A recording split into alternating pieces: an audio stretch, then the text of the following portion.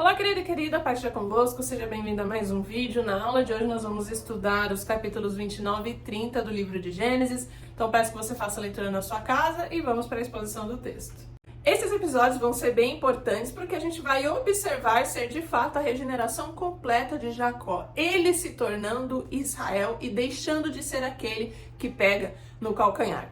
Bem, o texto do capítulo 29 vai contar sobre o encontro de Jacó com Raquel. Estava ele na travessia até a terra de Harã, quando ele se depara com um poço repleto de rebanhos e uma pedra tampando o poço. Ao redor também haviam vários pastores. E é aí que ele pergunta de onde eles são. Eles dizem que são ali de Harã. Jacó então vai perguntar sobre Labão, se conhecem, se ele está bem. E os pastores vão dizer que sim, inclusive que sua filha vinha vindo ali, Raquel, que era pastora. Em seguida, Jacó vai perguntar por que eles não tiravam a água ali daquele poço para dar de beber aos rebanhos, e o povo então vai dizer que ainda não era hora. Somente para inserir o contexto cultural da época, a água era um recurso extremamente escasso. E os pastores, quem pastoreava o rebanho, não podia tirar e dar de beber aos rebanhos quando quisesse, a sua própria demanda. Então, para impedir qualquer tipo de monopolização e conseguir sustentar a todos, os pastores se encontravam e só tiravam a pedra ali do poço para eles pegarem água quando todos estivessem ali no mesmo horário, ao mesmo tempo. Jacó, então, quando avista Raquel, ele prontamente é quem tira a água do poço, que é um gesto singelo, mas que representa basicamente a paixão, né? Talvez a euforia e também alguma tentativa ali de impressionar a moça, porque com certeza a pedra do poço era bastante pesada para um homem sozinho tirá-la. Então, essa mais ou menos a dinâmica que está acontecendo aqui. Então Raquel se aproxima de Jacó, ele vai contar sua terra, de onde veio, ou seja, né, que são parentes, vai dizer o texto que eles se beijam, não é o beijo conjugal, é um beijo de cumprimentos. Em seguida, eles vão para a casa de Labão. Jacó vai contar a história, que é filho de Isaac, que está cumprindo a promessa de Deus, etc. E Labão o recebe ali. Vai dizer o texto também, e aí ele já começa uma contraposição entre Raquel e Lia, que nós vamos observar ser exatamente a mesma tipologia de Esaú e Jacó. Diz o texto, então, que Raquel era bela, formosa, enquanto Lia tinha os olhos baços. O que isso quer dizer? Primeiro de tudo, ele fala sobre os olhos em detrimento de qualquer outra parte do corpo, porque naquela época as mulheres usavam vestimentas bastante longas, inclusive véu para os cabelos. Logo, o que mais se podia ver de uma mulher era o rosto e principalmente os olhos. Então, aqui os olhos denotam alguma importância. Então, ao olhar uma, ele via a atração e a outra era, não sei, talvez de uma beleza inferior, talvez mais desinteressante ou algo nesse sentido. Mas isso aqui já aponta para a primeira provação que Jacó vai sofrer com essas duas mulheres. Assim como ele enganou seu pai Isaac através dos olhos, quando ele se disfarçou de Esaú para receber a bênção, Jacó estaria aqui agora, nesse momento do texto, sendo enganado ele mesmo pelos seus próprios olhos, porque como nós vamos ver o desfecho da história, Lia, essa desprezada, menos bonita, menos benquista e não a favorita, essa era a esposa, era a mulher segundo o coração de Deus e não Raquel.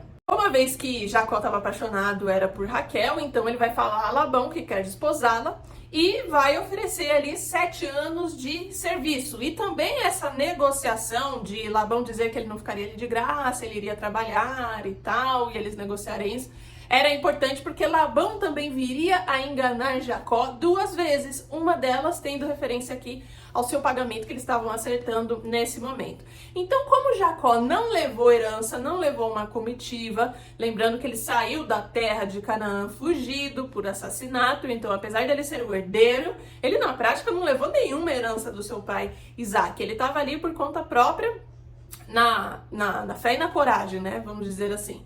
Então ele precisaria trabalhar, ele não levou comitiva, não levou camelos, não levou bens, não levou nada disso. O oposto de seu pai. Quando Abraão mandou o servo Eliezer buscar Rebeca, né, buscar uma esposa para o seu filho Isaac, o servo Eliezer levou uma comitiva, foi com bastante camelos, com bastante patrimônio para pagar o dote da moça, como era-se de costume.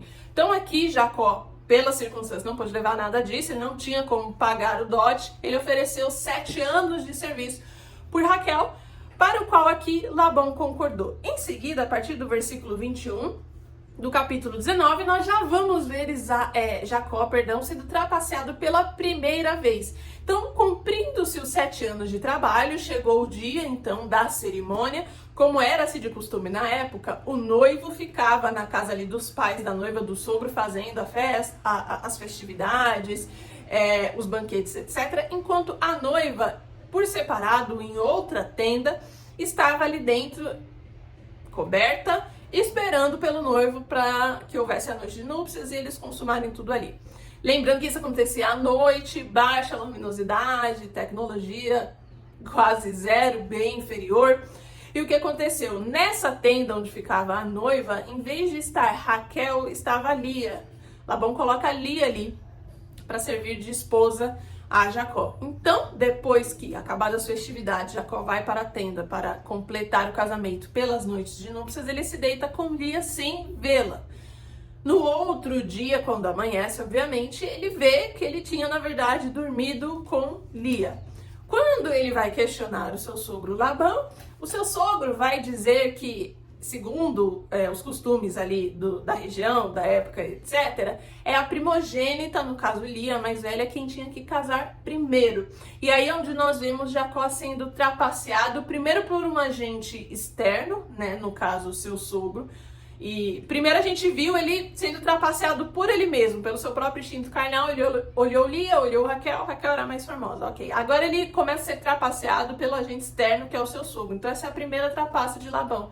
Ele o engana porque Labão queria extrair dele mais 7 anos de serviço. Então é exatamente isso que acontece. Labão então vai dizer isso para ele vai dizer então que vai servir mais 7 anos pela Raquel. E aí Labão, como era-se de costume à época, quando se casava a filha, dava-se para ela também a serva, né, ou a escrava. Então, tendo consumado ali entre Lia e Jacó, Labão presenteia Lia com a serva. Vai dizer aqui, para Raquel deu a serva Bila e para Lia deu a serva Zilpa.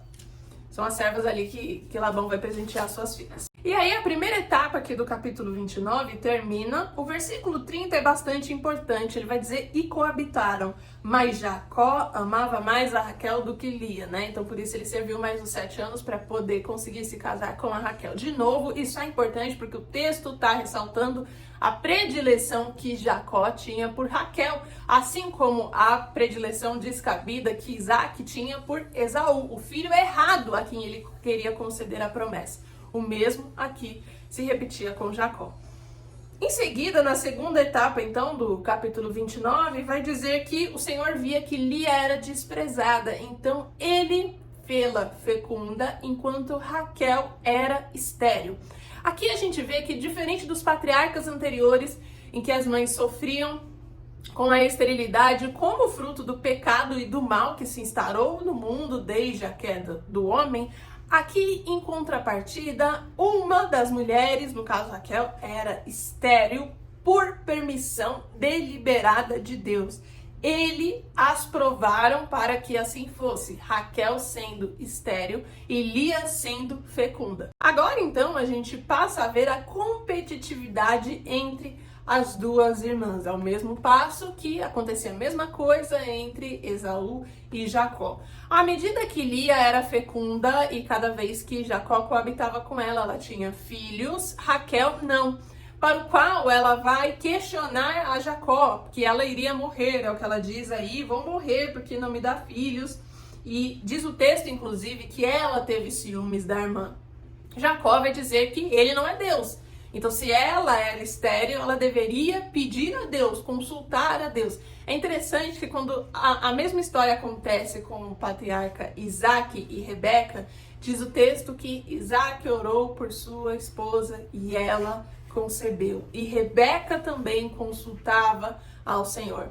Então, ao invés de seguir aquilo que já vinha acontecendo a outras gerações, Raquel toma outras medidas. Então, ela passa a conceder a serva dela, no caso a Bila, para ser concubina. Então, ela fala: Jacó, deita com a Bila, ela vai ser concubina, o filho que ela tiver vai ser considerado filho como meu e seu. E aí, entre essa rivalidade que vai ter entre as irmãs, a gente percebe por que Lia era a escolhida de Deus, enquanto Raquel era a desprezada aos olhos de Deus. Exatamente o contrário de como via a ótica de Jacó. Porque à medida que Lia tem filhos, nós podemos observar que ela sempre agradece ao Senhor. E o que Raquel faz em contrapartida? Então, olha só. Lia deu luz a um filho, a quem chamou Ruben, pois disse: o Senhor atendeu a minha aflição. Versículo 32. Depois 33, concebeu outra vez e disse: soube o Senhor que era preterido e me deu mais este. Chamou Simeão. De novo ela concebeu. Agora desta vez se unirá a mim meu marido, porque lhe dei à luz 3 filhos, por isso lhe chamou Levi. Aí depois de novo já no quarto filho: esta vez louvarei ao Senhor, e por isso chamou Judá, e cessou de dar à luz. Inclusive, a genealogia do Cristo vai seguir por Judá e não pelo José, que viria a ser o filho através de Raquel. Mas o que a gente vê aqui é, a cada concepção de Lia, o nome tem o significado de um pedido que Deus atendeu a ela, ou de uma benevolência que Deus teve para com a vida dela, inclusive até seus próprios clamores a Deus, porque Jacó, como é nítido, a rejeitava, ele não amava a Lia, e a cada filho que ela tinha, gerava-se nela a expectativa de que, porque ela era fecunda, Jacó passaria a amá-la. Então a gente vê clamor dessa mulher, oração dessa mulher e principalmente reconhecimento a Deus a cada filho que ela tem. Em contrapartida, quando Raquel, estéril, dá a sua concubina para se deitar com Jacó e a concubina concebe, quais são os nomes que ela dá? Então, assim lhe deu Bila sua serva, Jacó possuiu. Bila concebeu, deu luz a um filho. Então disse Raquel: Deus me julgou e também me ouviu a voz, me deu um filho, portanto chamou Dan. Ou seja, o primeiro significado aqui já demonstra que, diante da perspectiva de Raquel, Deus estava colocando um juízo sobre ela. E apesar de que isso era verdade, como o texto deixou evidenciado no final do capítulo 29, a atitude que se esperava de Raquel era agradecimento ao Senhor. Ao contrário, ela exclama e fala que o Senhor a estava julgando. Tudo bem. De novo, concebeu outra vez Bila, serva de Raquel, deu luz ao segundo filho. Disse Raquel: com grandes lutas tenho competido com minha irmã e logrei prevalecer. Chamou-lhe, pois, Naftali. Então, a gente percebe que a competitividade que havia entre elas não era pelo lado de Bila, que por sinal era desprezada, não era amada e estava sempre clamando ao Senhor. Era exclusivamente por Raquel. Raquel estava causando a rivalidade, Raquel queria competir e ela diz aqui que estava logrando prevalecer, como se ela estivesse ganhando da irmã e fosse literalmente um jogo, ou seja, uma atitude um tanto quanto egoísta. Então a serva dava filhos, Raquel não era a mãe biológica, ainda assim ela nomeia todas as crianças como o fruto dessa rivalidade, dessa competição ou desse juízo que Deus estava colocando sobre a sua vida, e seu desejo era ser a vencedora dessa competição. Ou seja, a Raquel não mostra aqui o interesse de ter filhos por ser uma bênção divina, por continuar a promessa, que era o desejo genuíno que deveria correr ou ao homem que Deus estava selecionando como patriarca ou a mulher. Ela queria ter filhos simplesmente pelo status de ser próspera e com isso ser ao que ela entendia ser vencedora quando comparada à sua irmã. Isso vai continuar por um tempo, até que acontece também a situação das mandrágoras a partir do versículo 14 do capítulo 30. Então aqui conta que Ruben, o filho de Lia, o primeiro inclusive, foi no campo buscar mandrágoras e Raquel, no caso sua tia, queria a posse dessas mandrágoras, para o qual a Lia vai exclamar dizendo que já não basta você tirar o meu marido, ou seja, por mais que Jacó era esposo das duas, ele amava, era Raquel e não a ela. Então Lia vai exclamar: além de você ter o meu marido, agora você quer tirar também o meu fruto, a minha colheita. Então Raquel vai alugar Jacó por uma noite para Jacó se deitar com a sua irmã Lia, a fim de que Lia lhe desse ali as mandrágoras, porque era acreditado como um afrodisíaco, enfim, algo que facilitava ali a concepção da mãe e eliminar a esterilidade, por isso o interesse de Raquel por essa planta. Então, Lia vai aceitar, Jacó vai dormir com ela, porque Jacó foi alugado, o texto vai dizer isso explicitamente. E no que Jacó dorme com Lia de novo, ela torna a conceber naturalmente. Por fim, vamos terminar o texto aqui até o versículo 26 do capítulo 30. Vai dizer que então o Senhor se lembrou de Raquel e abriu a sua ventre, para o qual ela vai conceber José no final. E aí Jacó então vai falar para Labão que a partir daquele momento ele estaria partindo com suas mulheres e filhos de volta à sua terra, já que ele já tinha trabalhado a Labão da maneira qual eles haviam combinado, né? Quer dizer, trapaceado nas entrelinhas, mas ele tinha servido de forma honesta. E no final das contas, o que é que esse texto ensina? Primeiro, sempre recordando para quem ele foi escrito, Moisés escreveu e contou essa história ao povo de Israel, que estava sendo liberto ali, aos filhos de Jacó. E de onde vieram os filhos de Jacó? Dessa história, é aqui que geram as 12 tribos, os 12 filhos, né? Cada um para gerar uma tribo. Então, as tribos de Israel nasceram aqui. Lia, na verdade, Raquel vai ter José, mas ele não entra aí para a genealogia do Cristo. Então, de onde esse povo veio? Daqui, configurando origem, configurando toda a provisão de Deus durante essa trajetória que ele chama os patriarcas. Qual é a segunda aplicação? A motivação de Deus não é chamar aqueles que, aos olhos do mundo, são os melhores ou os mais capacitados. Nós vemos Deus escolher Lia como a esposa correta, mesmo ela sendo, como o texto diz, menos bonita, né? Ou a mais desprezada, consequentemente, já que Jacó amava somente a Raquel. Deus escolheu os patriarcas, Abraão, Isaac e Jacó. Nenhum deles era o primogênito, que deveria ser aquele que recebe a herança diante do costume do mundo. Muito pelo contrário. Então nós vemos desde o início da história da humanidade Deus capacitando escolhidos, não colocando a lente que o mundo coloca. Nós vemos aqui também nesse texto o significado de provação e regeneração. Cada pessoa Deus regenera de uma forma e numa circunstância diferente. O que a gente observa aqui é que Deus estava tratando as ações passadas de Jacó, fazendo-o sofrer pelos mesmos enganos. Por aquilo que ele enganou, agora ele estaria sendo enganado. Isso veio diretamente do trono de Deus? Não.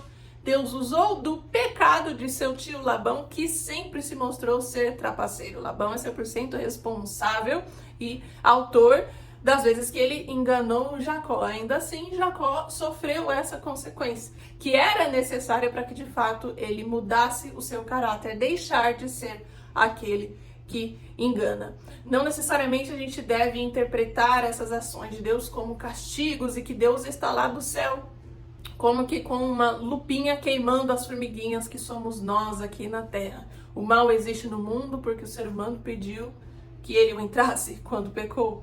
O mal existe no mundo porque agora com essa natureza corrompida todos nós pecamos. Alguém abusa de nós, alguém nos trai, alguém faz alguma coisa que não deveria, porque existe o pecado. Então é isso e eu espero te ver na próxima aula.